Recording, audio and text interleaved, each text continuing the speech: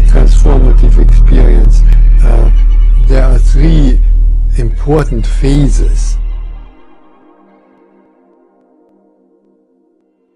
And the first phase is preparation.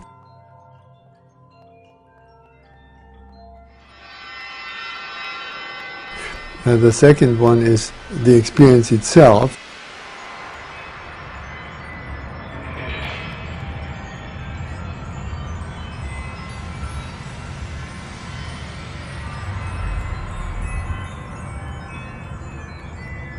And the third one is the processing afterwards.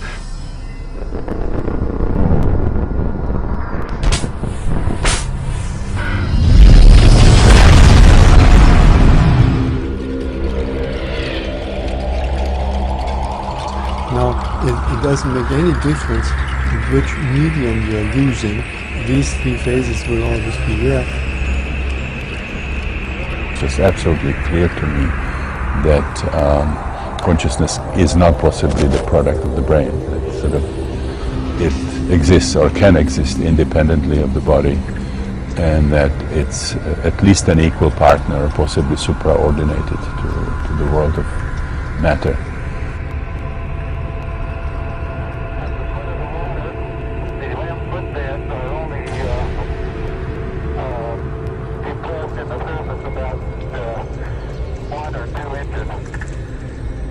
By contemplating the images of mythology, we get in touch with those powers within ourselves.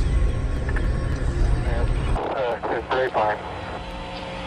I'm going to step off the limb now.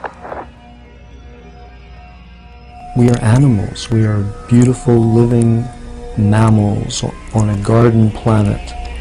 Feeling the pleasure and the joy and the ecstasy of that reality is our birthright.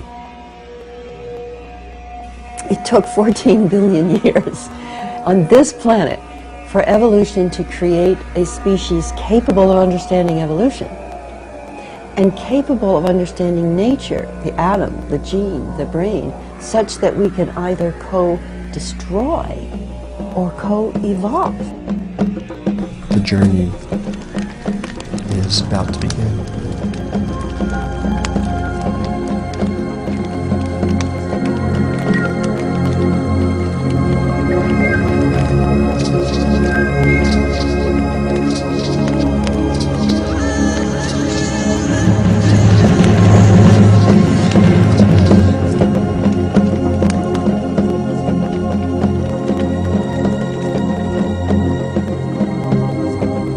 Noosphere, the hyperorganism consisting of the interconnected totality of all sentient beings and the higher level of consciousness possessed by it.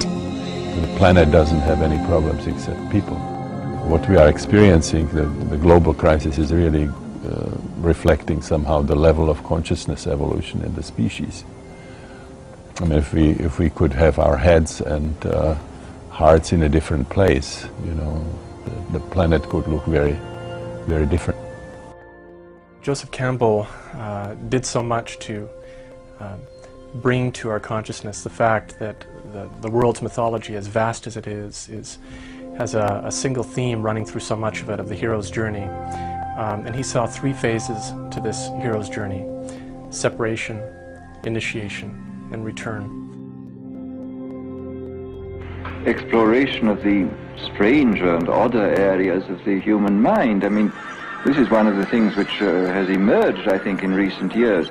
Not only is the material universe incomparably larger and stranger than we used to give it any credit for, but the mental universe is also larger and stranger than we give it credit for. That we carry about inside our skulls an extraordinary world, a visionary world, a mystical world.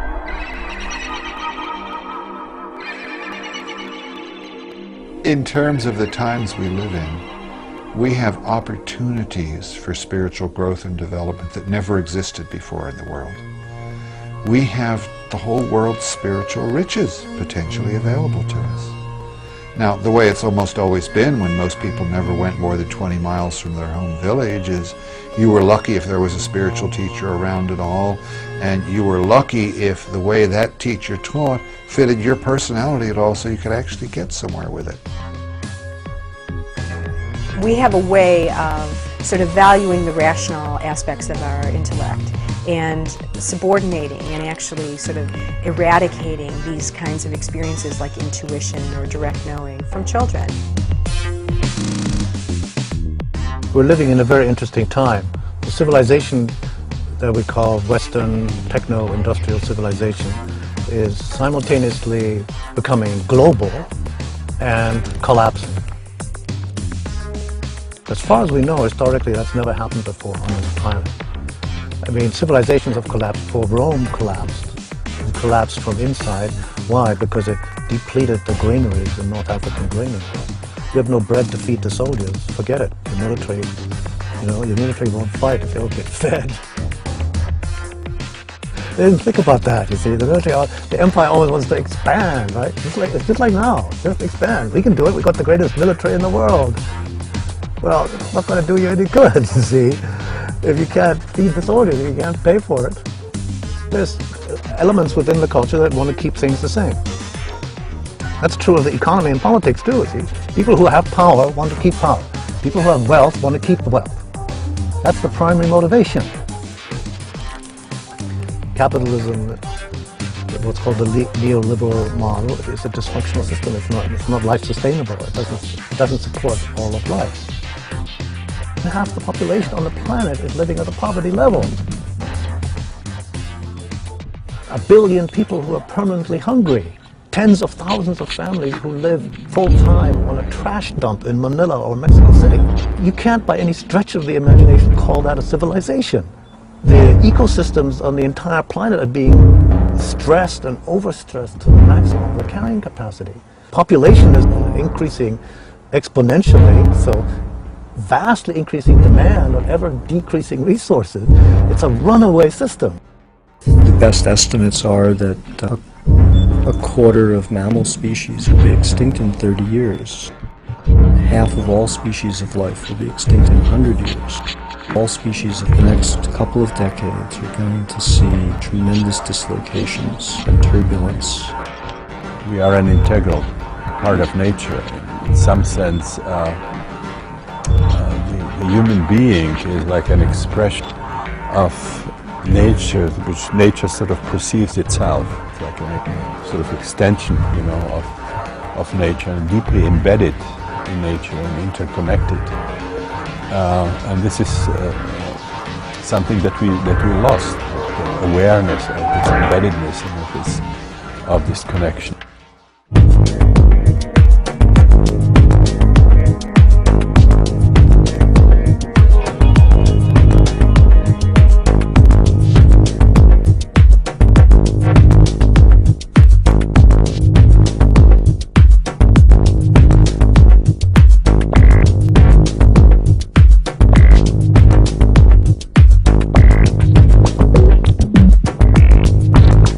Shaman is one in contact with the spirit world. Who is this like for us in the West? This is like Christ, Buddha, any of the awakened ones who have traversed the full spectrum of being.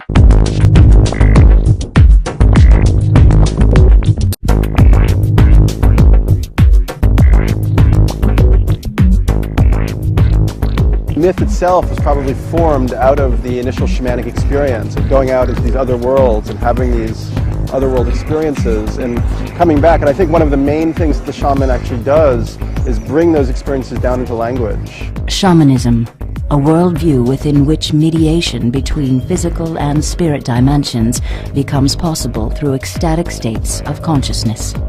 The study, the appreciation, and to some extent the sharing of shamanic experience is an important bridge back to a consciousness, which was the dominant one many thousands of years ago. The basic principle of shamanism, I come to understand it when it's stripped of the cultural particularities, is the use of entering an altered state of consciousness, an expanded state of consciousness, and for the purposes of obtaining knowledge, for healing, or seeking guidance or vision. Several of the earliest mystery cults in the Greco-Roman world were catalyzed by contact between Greek culture and a shamanic culture to the north of Greece, in places like Thrace and Scythia. And around the 7th century BC, the argument goes, trade routes opened up between Greece and these northern regions, and the Greeks came in contact with shaman-like characters. The principal feature of shamanism is that the shaman is able to leave his or her body. It's called ecstasy, ecstasis, to stand outside the body. The shaman has something inside him or her that is detachable from the body, that can leave. And this is the source of the shaman's ability to heal, to bring esoteric knowledge back to his or her people from other realms. The Greeks, when they encountered this phenomenon, seem to have generalized it in a way that the shamans themselves hadn't.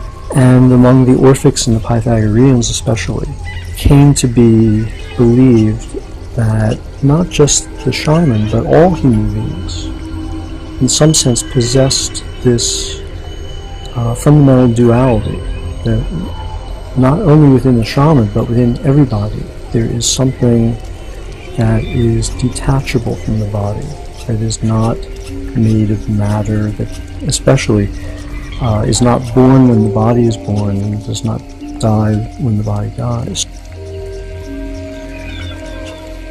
That's something that it was given a name, and the name was psyche in Greek.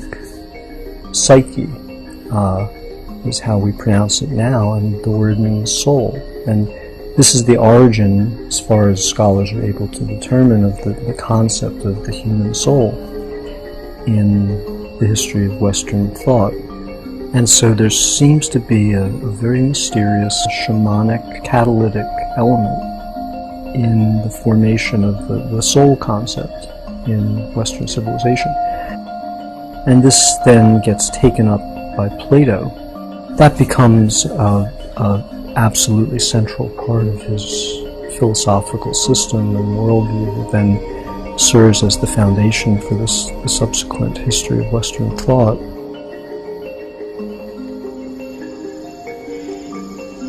So just at a sensory level, a culture that is in harmony with its environment is more attuned to the subtleties of the environment in which it exists. When you go into the Amazon, just at the material level, you know, we think of food as something that comes from the grocery store, you know, they're able to see subtle things in the forest that from our untrained eye are invisible. If a plant at, say, 3,000 feet elevation up the side of the volcano comes into bloom in, late April, then people who are up there gathering herbs recognize, when that blossom comes into bloom, that means that that particular little fish down in the tide pools down the coast will also come in, and it's a time to go catch that fish. So they've got a system of watching how the whole network of life forms are creating this calendrical signaling system. And then wherever you are, if you're tuned in enough to know that system, to have recognized it through generations and generations of observation, then you know how to steward, really, how to take what you need and take care of all of these different parts of that complex system. That's the level of attention that ideally we should be paying to nature right here. Shamanism is extremely important for several reasons. One is that it's one of the best ways to give the dominant culture a way of seeing that the natural world and human nature are not so encased as the current paradigm would suggest. Amazing things happen and even can be made to happen. There are other dimensions, there are other beings, other ways of knowing, other ways of experiencing, and there are rules and procedures which makes this happen. It's interesting that they use two metaphors for shamans or descriptions. One, they call them trackers. That's like also called soul retrieval, or it's like psychotherapy, or like diagnosis of an illness, you see. The other metaphor they use is spirit lawyer. They say problems arise in a family, or we would call psychological problems, and sometimes physical illnesses, because we've offended their spirits in some way, or we've failed to acknowledge them properly. And the shaman being the one who knows the spirit world and how to access it, and who knows the songs and the names of the spirits. That's like having the access code, you know, in computer language, or the telephone number, how to get hold of these people, these beings. The spirits of the environment, like the waterfall or the forest or the river, or, you know, and so we don't do that. You know, if we went to a shaman and he might say, well, your problems come from the pollution in the river. You guys need to clean up the river. How can you expect to be healthy? Now, our worldview in terms of healing involves when you're ill, you go to the doctor, and the doctor gives you a pill or does a surgery, and then you know, take something out or put something in to your system. So supposing you live in a South American community and you feel out of sorts, you go to the shaman, he or she might take ayahuasca before he gives you anything, in order to see what is the origin of the illness by using expanded perception. Then he's likely to express that in symbolic languages. He might talk about the serpent, or wouldn't necessarily say viruses or anything like that. And he might talk, very often he'll talk about sorcery. Somebody has negative intention to you and sent you a little dart. Now we think that's ridiculous, well, sorcery doesn't exist. But what it is it's a recognition of the power of thought. So every time you think a thought, you're affecting the consciousness of everyone who comes into contact with that thought, including the collective. So every time we think a thought, for example, that's why programming in the media is such a phenomenally impactful course. We participate in it and we feed that system and we're fed by it. And just think of the multiplication of thought forms and images that stimulate you to buy stuff, and that's the salvation of happiness.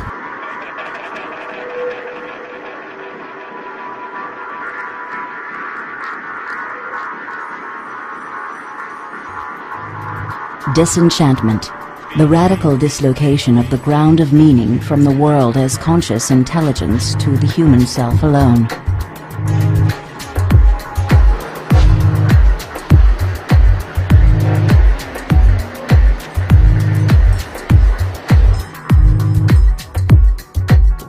New media and technologies have been a great boon to humanity, but at the same time, there's a great distancing between ourselves and reality. All kinds of filters go up. Through our disenchantment with the natural world. In tribal cultures, there's often rites of passage. It's almost universal that young men and young women will have initiatory experiences that will introduce them to the other world. And definitely losing our connection to those kind of rites of passage has, I think, been a huge problem for our society. And it's something that it's very hard to bring back artificially. One of the characteristics of the modern world, of modernity, is that the universe is disenchanted. It's a very, very important concept. The Earth, the galaxies, even in a certain sense, the world of plants and animals is disenchanted. So there are many ways that this disenchantment happened in the last 400 years or so. Similarly, there are many attempts to re-enchant. What Weber specifically meant by disenchantment is the modern mind's assumption that everything about the world is ultimately understandable in such a way that it can be calculated, predicted, and potentially controlled. That quality of mystery and soul has been withdrawn.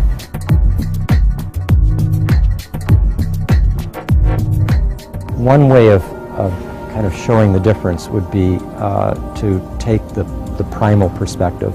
When a primal person, from traditional indigenous cultures, when they would walk out into the world, they would experience spirits in the forest and presences in the wind and in the ocean. The worldviews of the pre-industrial cultures all have tremendous spiritual focus. Spirituality is an important dimension of existence. Besides what we perceive in everyday life, there are also invisible dimensions of reality, sort of inhabited by, what we can call today archetypal beings, realms that have sort of this archetypal mythological dimension. Archetype, an autonomous form in the primordial psyche that structures and impels all human behavior and experience. Well, archetypes are principles that really inform the whole history of Western thought. I mean, it's kind of the concept around which Western philosophy and later psychology revolves. Behind the Platonic understanding are the gods and goddesses of the ancient imagination, so that you have basically, let's say with beauty, it's personified as Aphrodite in the Greek mythic imagination. In the Platonic understanding, in the ancient understanding, the entire cosmos can be seen as governed in this way. But by the time you get to the modern era, archetypal principles, or gods and goddesses, are seen as the result of human projection or human generalizations. Our mind imposes on the chaos of phenomena certain ordering principles which ultimately come from the subject. So from this primal point of view, there is a continuity between the human interior consciousness and the interior of the world. And the human being can participate in the soul of the world because the world is ensouled. The Western worldview is very, very different. The pragmatic, materialistic worldview is very different. The only reality is the material world. These other dimensions that the native cultures are interested in, they are either sort of result of some kind of a lack of education, primitive magical thinking, or they are outright psychopathology. It involves direct experiences of these states. The primal perspective is enchanted, and the modern perspective is that of a disenchanted world. Now, how did this shift happen? I mean, what I've just described is something that is particularly evident from the time of Descartes. Later, 17th, 18th, 19th, 20th century science and philosophy is basically disenchanted, by and large, with the exceptions of the religious statements that Einstein will make, or that you have a Whitehead or a Teilhard. But by and large, modern science has disenchantment built right into its essential point of view. The Achuar peoples are also interesting because they practice collective dreaming. Every morning they wake up and they share the content of their dreams. And they do this because they believe that nobody dreams for the individual. I mean, they have individual dreams, but their larger purpose is to help them understand the collective experience. So a person will wake up in the morning and they'll share a bit of their dream, and then somebody else will share, and somebody else will share, and it's usually the elder of the household unit that then interprets this. And they come up with a collective interpretation of their individual experiences in such a way that they use it to predict their practice. So should they go hunting today? Should they go fishing? Will there be visitors? Should they travel? Will there be danger? These kinds of insights about the future come through the sharing of dreams. So it's not just a luxury to share your dreams with one another, but it's actually a social responsibility. So subjectivity is highly honored and esteemed for its reliability, rather than suspect for its unreliability because it can't be easily measured. The modern disenchanted perspective didn't emerge completely ex nihilo with the 17th century and Descartes. It was prepared for by the whole evolution of Homo sapiens, going back to the first use of tools, the first linguistic and religious civilizations. You begin to have the differentiation of the human self as a subject acting upon the world as an object. So that's kind of begins the whole process that leads to the kind of radical disenchantment that we have in our time, the objectification of the world. We have been living in a society that separates us, and we assume that, you know, as a human being, we are these isolated entities contained within this skin and, you know, this body. And yet other cultures see it very differently. And there are more and more reasons to believe that it is a more relational rather than isolated world we live in. And relational at some really core fundamental levels. You know, it's not only about recognizing the importance of living in society and living in right relationship in terms of our social intercourse, but really recognizing that perhaps we are all part of a more complex, interconnected system that isn't simply physical, but that actually may have some metaphysical or transpersonal components or qualities.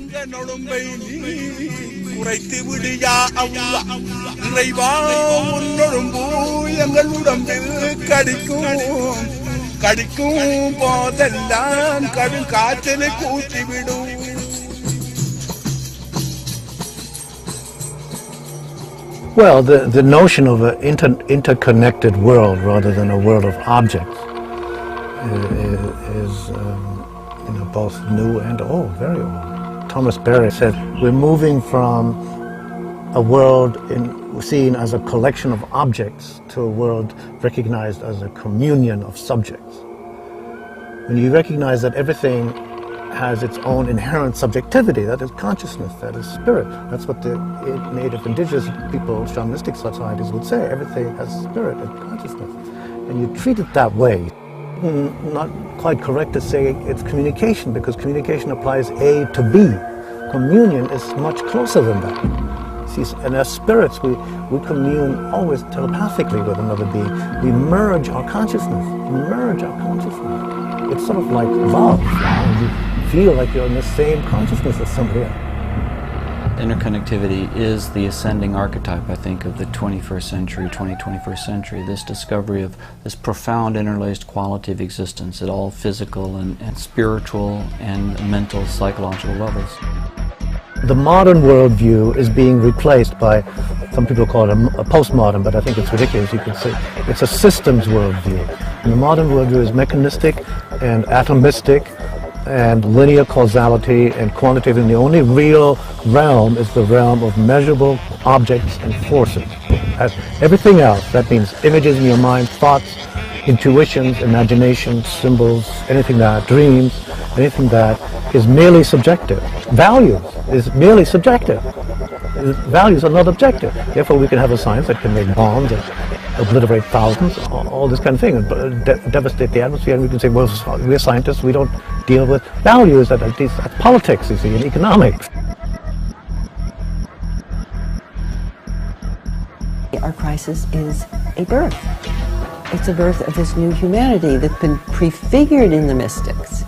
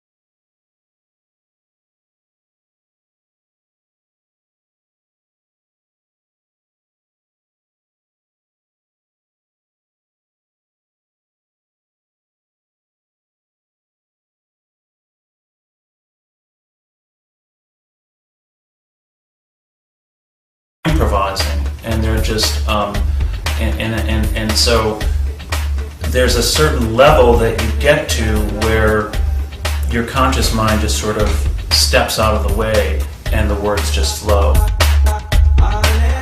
We have, I think, for the last 40,000 years, since self-consciousness had been developing individuality. And maybe the whole development of ego is necessary in order for us to become individuals who are not embedded in nature and just purely children of God. So out of that, we have individuated right up to the edge of individualization destroying us. Now, the way we become multicellular, the way we join together, is first of all by individuals feeling the need to find that divine self within, because you can't really join as an ego with ego.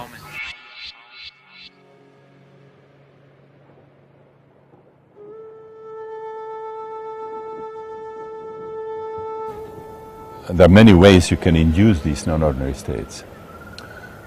We had, about 8 years ago, we had a conference in the Amazon in Manaus, the International Transpersonal Association.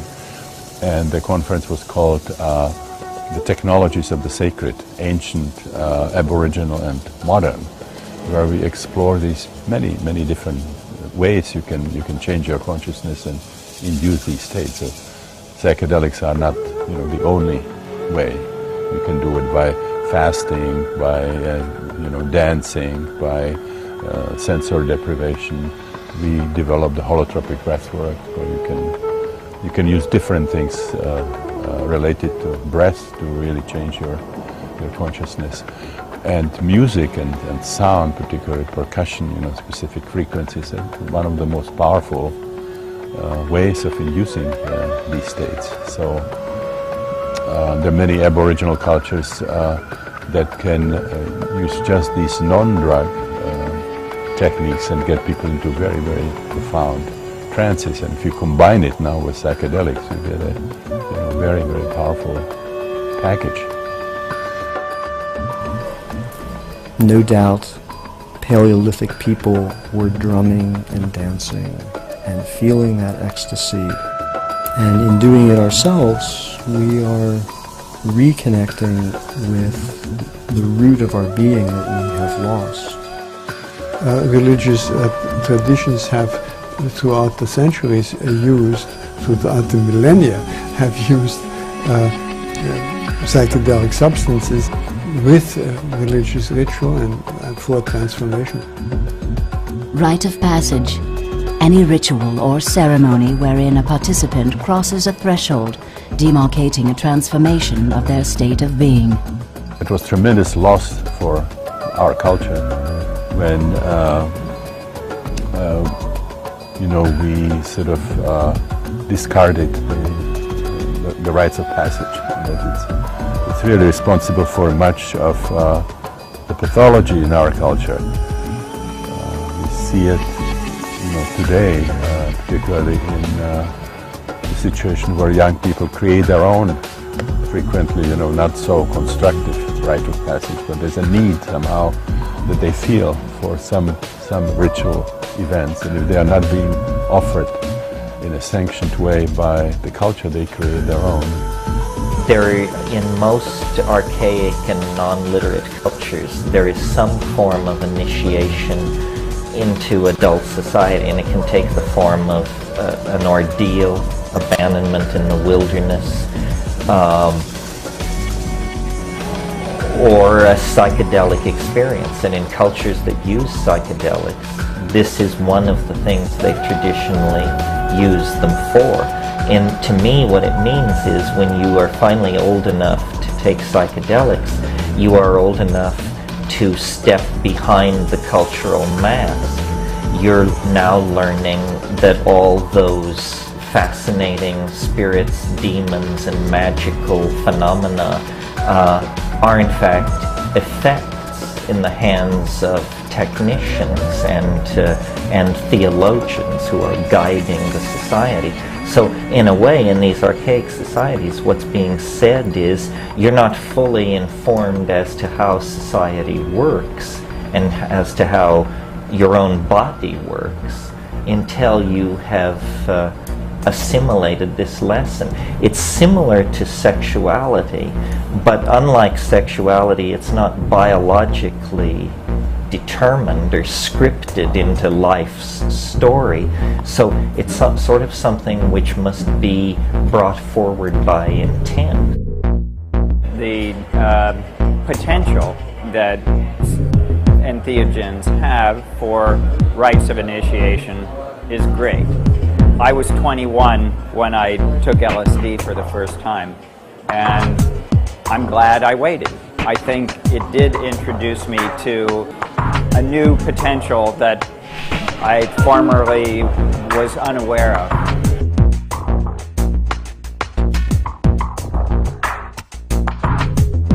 It seems that because we're in this sort of postmodern vacuum, in a sense, where we've lost our connection to ancient practices, initiatory cultures, it's almost like there's a kind of spontaneous reemergence of these forms or an attempt to recreate them. So we see this with rave culture, with Burning Man, with all these festivals and so on. Another function of the rite of passage is to give these initiates kind of empirical evidence for the worldview that the culture, that there are really these other dimensions. Now, this is very different from what happened in the 60s. You know, people in our culture who had these experiences, they got alienated from their culture because suddenly their worldview was completely different. You know, they're living in this pragmatic, materialistic culture, and they suddenly have a kind of a mystical worldview. So there's a very problematic handling of that interface.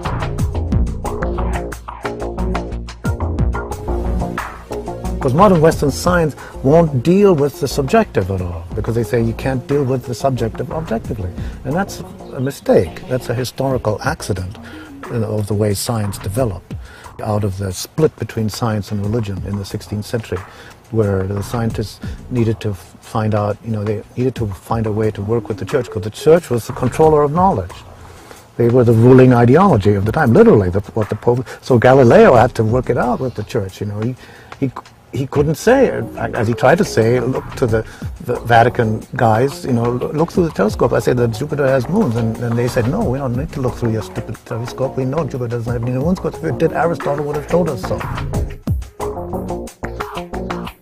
My hope was that science and the scientific method and Western approach, which was disconnected and unbalanced, but that if we could merge it with these technologies that brought forth the unconscious, and look at them with the scientific method, that together, pairing those things together, that we can help people heal from emotional wounds and also from a primary identification with their race or their religion or their country or their gender.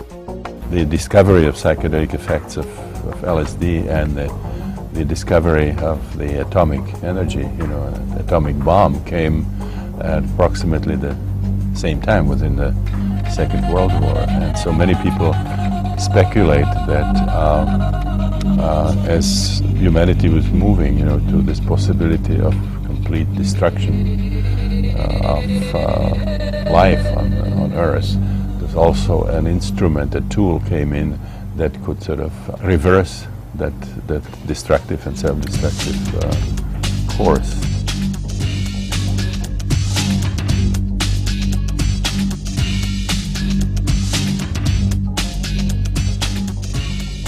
Huxley's vision, and he anticipated that in the 60s psychedelics could not be tolerated, that our society was not ready, that they could not have these potent catalysts of change prevalent within the culture. And certainly much of the upheaval of the 60s, certainly a little appreciated force to the cultural turmoil, the counterculture, the political opposition movements, was the fact that millions of people had on their own experimented with psychedelics. Ramdas, the former kind of psychedelic researcher who was fired from, together with Leary and Ralph Metzner from Harvard, And he, as a result of his experiences, ended up in India with Karoli Baba, a very powerful guru.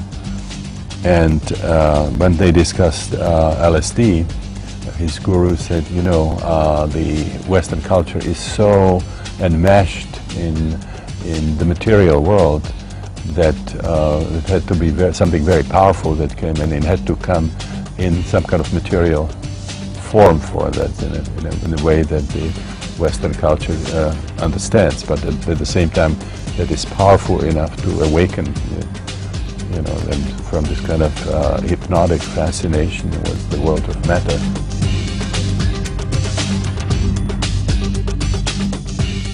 I think what we found in the 1960s was a kind of attempt at a modern mass cultural voyage of shamanic initiation. So it was a kind of reaccessing of these deep mythic structures that the modern world had lost. It's not until a person has a mystical experience that they wake up to this entire dimension of being. And then it's very real because they've had an experience of it. They've looked through the microscope or the telescope. Now we're in a condition where we can be initiated into these worlds. Concrescence, the process through which seemingly dissimilar phenomena are integrated into a coherent whole.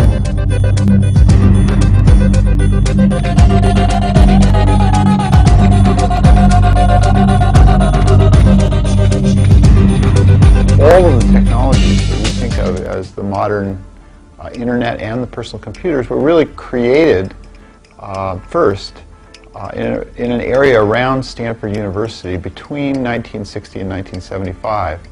At the same time that there was both a vibrant counterculture and ideas about augmenting human intelligence, augmenting the human mind, were being pursued both by the technologists, and they were sort of alive in a lot of the counterculture community that was taking place around Stanford. The technology didn't emerge in the vacuum. Technology is actually mediated by things that are going on in society, whether they be politics or economics or culture. In 1965, 1966, there were two men on either side of the Stanford campus. One was John McCarthy and one was Doug Engelbart. McCarthy was leading a research group that wanted to replace the human mind. He was exploring these technologies called artificial intelligence. And artificial intelligence at that time, the researchers thought that they could create a computerized artificial intelligence in a decade.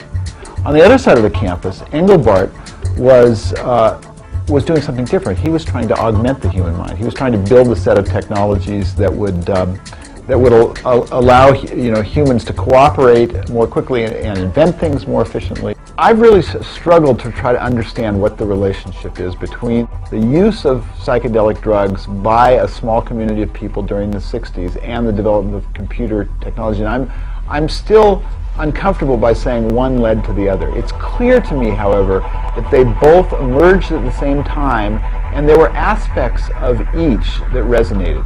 Doug Engelbart had this idea about amplifying the human mind. The people who were exploring LSD during the 1960s wanted to expand the human mind. Those were very similar ideas, and the impetus was related, and they resonated back and forth. And I think it's possible to say that each side drew on the other for sort of vision and inspiration. The threads that were emerging in California on the edge of the United States in the 60s led to both, and I think it's not a coincidence. They both happened, within the space of 5 miles.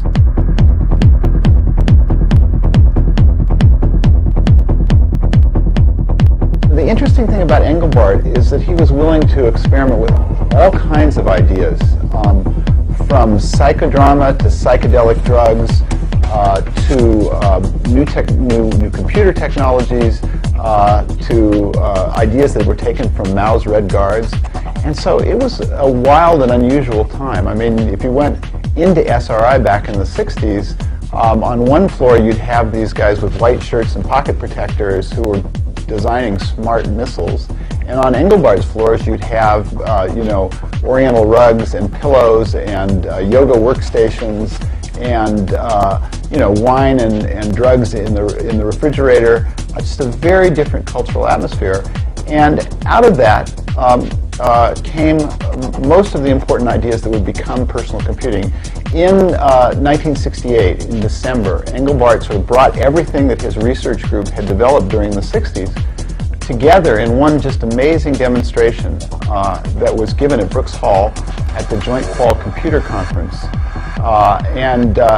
He had a huge screen, a video screen, which was very unusual at that point to have an interactive video screen. And he sat up on stage, and he had a mouse in one hand, a keyboard. He had a display for himself. He had this thing called a chord key set that allowed him to enter textual information with his left hand while he was mousing with his right. And on the screen he had windows and hypertext and all the visual stuff that would become sort of the modern computer interface. And you have to remember that at that time, computing was not interactive. You would take your stack of cards and you would hand them to the sort of high priest of the data center. And Engelbart blew all that up. He showed 1,000 of the best computer scientists in the country a very different model of computing. And everything was different after that demonstration. It was called the mother of all demos. And what's significant is that a lot of his ideas emerged not just from sort of a pure set of technology events, but from this real sort of open exploratory group that he put together in the midst of both a political and a drug counterculture.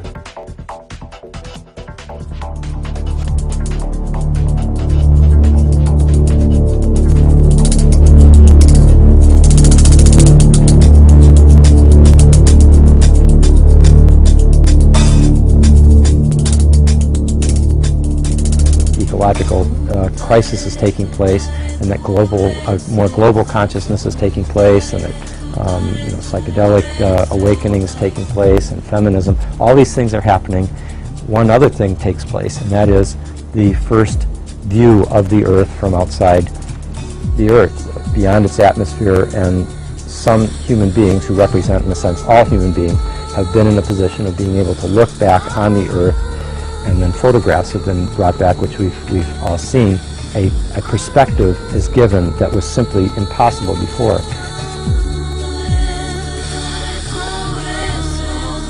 In the 60s we were born. We got off the planet and we saw ourselves as a living body.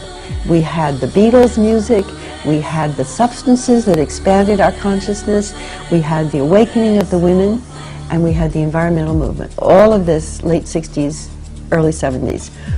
And we began to realize that we're overpopulating and polluting. We didn't even know that until around the 60s.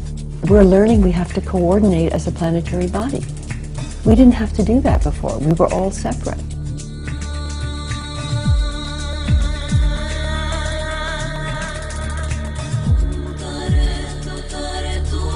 Medicine. Any mediation necessary to correct a diseased state of being. Obviously, Americans are least of any people in the world afraid of drugs, because there's a drugstore on every corner. So if they are so afraid of mind-expanding drugs, obviously it's the mind expansion that they are afraid of. And we are made afraid of mind expansion by precisely the people who have a vested interest in our minds being quite narrow.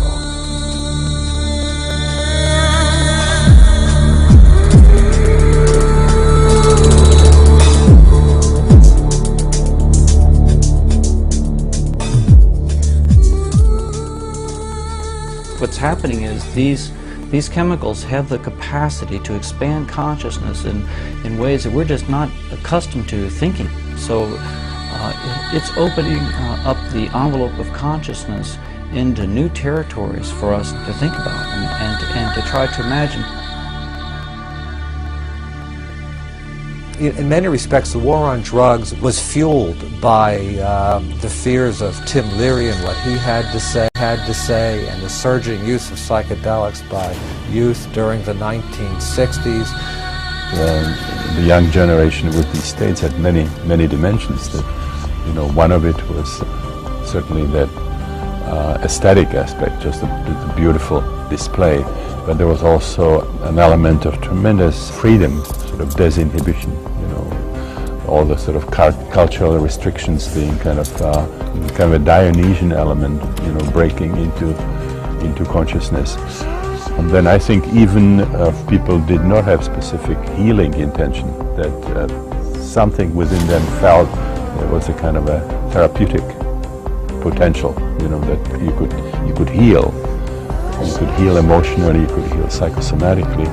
And then of course there was that other dimension, which is the opening of the spiritual aspects of life.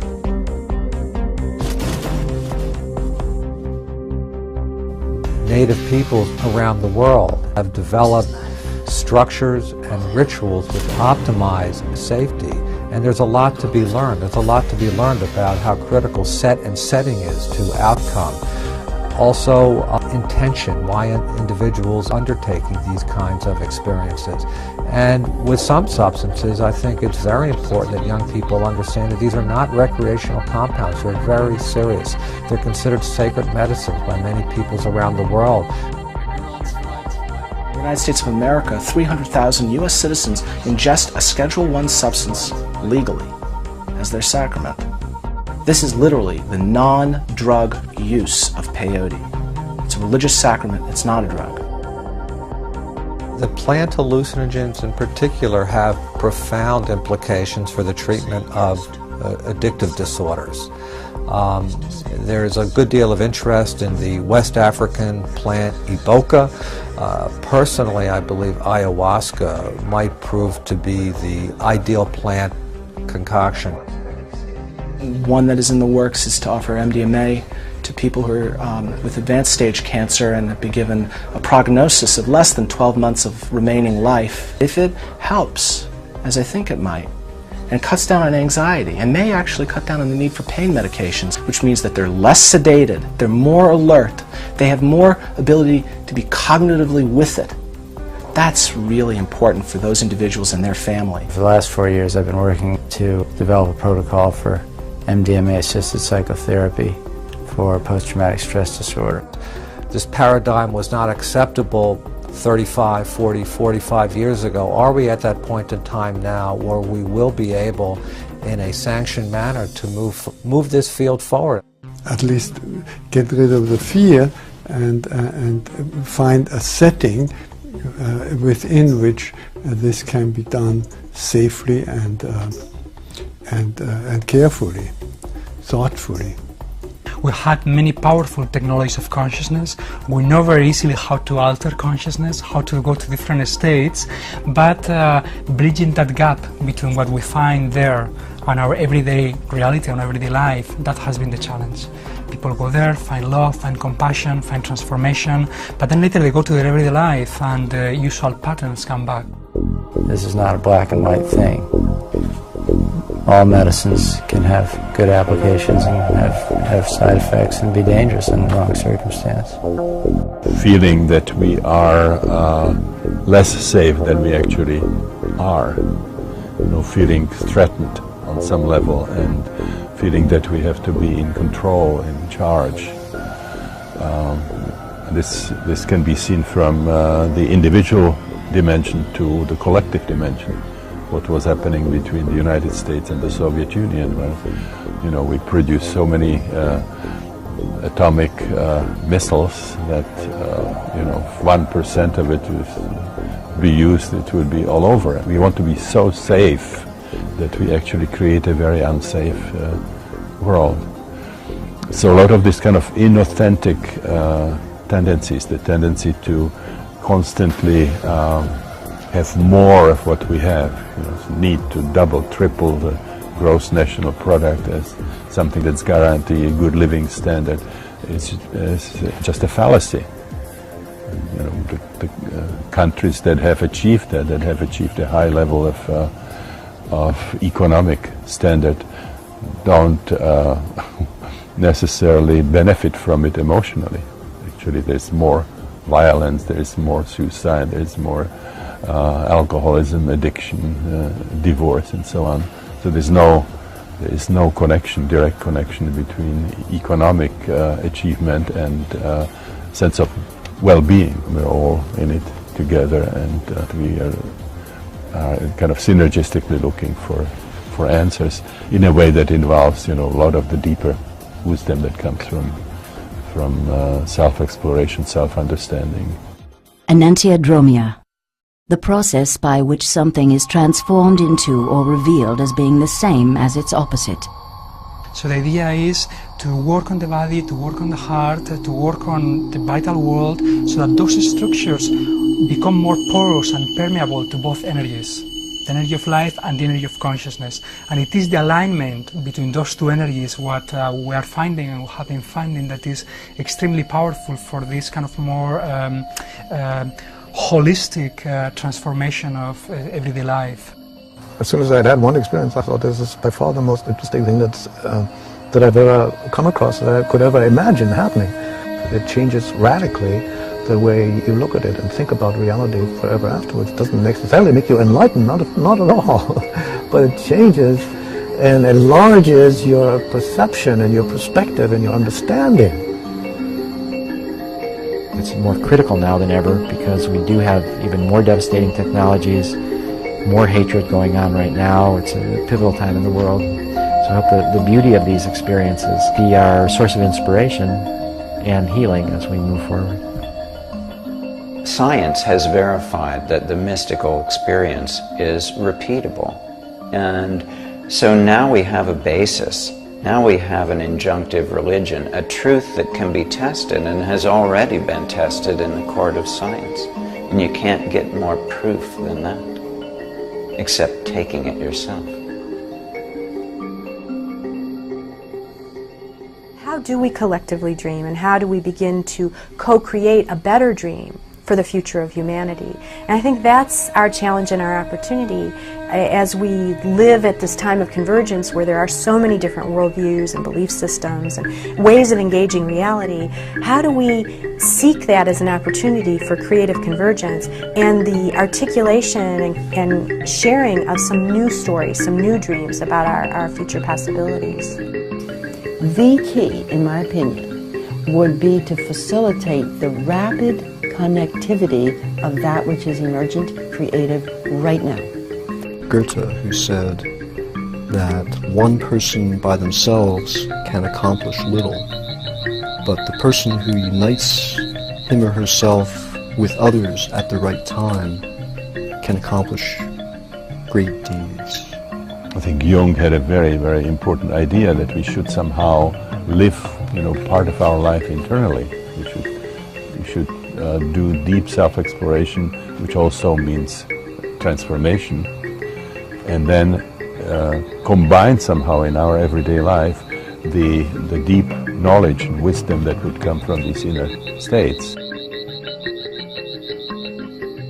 And so the announcement needs to go forth.